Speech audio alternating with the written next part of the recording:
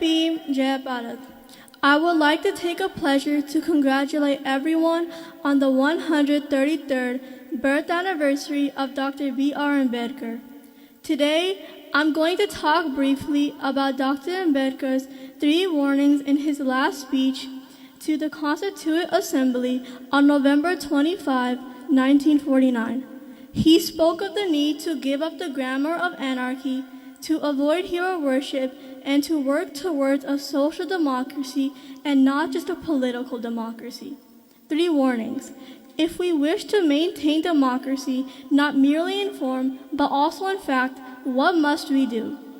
The first thing, in my judgment, we must do is hold fast to constitutional methods of achieving our social and economic objectives. It means we must abandon the bloody methods of revolution. It means we must abandon the method of civil disobedience and non-cooperation. But where constitutional methods are open, there can be no justification for these unconstitutional methods. These methods are nothing but the grammar of anarchy, and the sooner they are abandoned, the better for us. The second thing, there is nothing wrong in being grateful to great men who have rendered lifelong services to the country.